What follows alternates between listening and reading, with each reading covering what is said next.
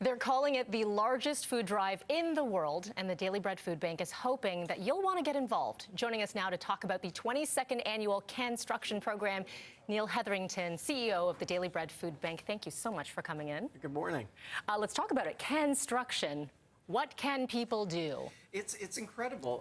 Architects from across the city get together and they make these sculptures. And they make these sculptures using 25,000 cans. So there's about 75,000 pounds of food that will be donated to the Daily Bread Food Bank and distributed across the city.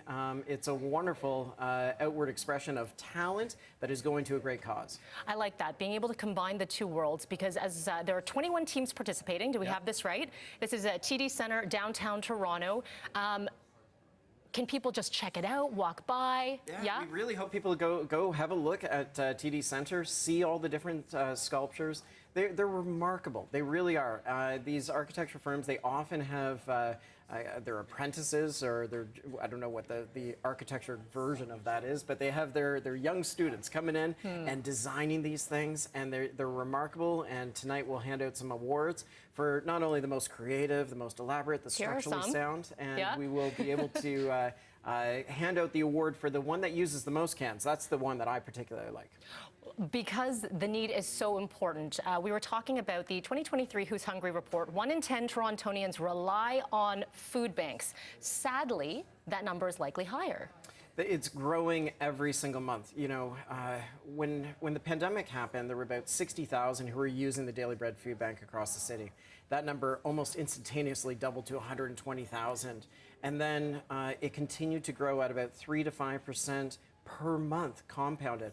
So now we're at 330,000 this past April. And so you think about the Rogers Centre. We could fill that 8 times over with the number of individuals that the Daily Bread Food Bank is assisting every single month.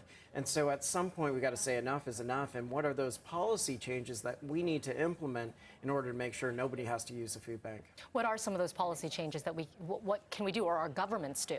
Well, I think the increased emphasis on affordable housing, that's got to be number one. You know, when you have a simple, decent, affordable place to live, then you don't need food banks. And so we got to talk about that. We got to make sure that people on disability have an income that's appropriate. Right now, if you're on disability, you receive about $1,300 a month. Nobody can survive on $1,300 a month. The poverty line is $2,300, and so we need to increase that. I think we got to be wary of precarious employment as well. We see far too much in a gig economy of people cobbling together a couple of jobs to make ends meet. And that means no benefits, and it's really difficult for a lot of families. We've talked about this many a times, but the face of who uses the food banks, that is ever changing, and it isn't always who you think it is. No, it's changing dramatically. We see that 52% of new food bank clients have full-time employment. They are doing everything right. 59% of them have a university or college education. So they did everything right. They went to school, they got a job, and yet their income doesn't allow them to be able to rent an apartment in Toronto and pay for the food that they need.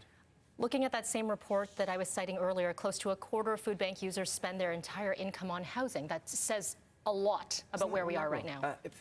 You know, a quarter. That means, you know, they've paid for their housing, and then they are completely dependent on friends, family, and charity in order to get by. And in a city as wonderful as Toronto is, that just shouldn't be the case.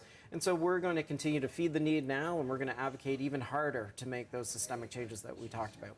And hopefully these events like the Canstruction program, at least gets some eyes on it, literal eyes on the need, right? Like, as you said, the one that you like the most is the one that uses the most cans, right?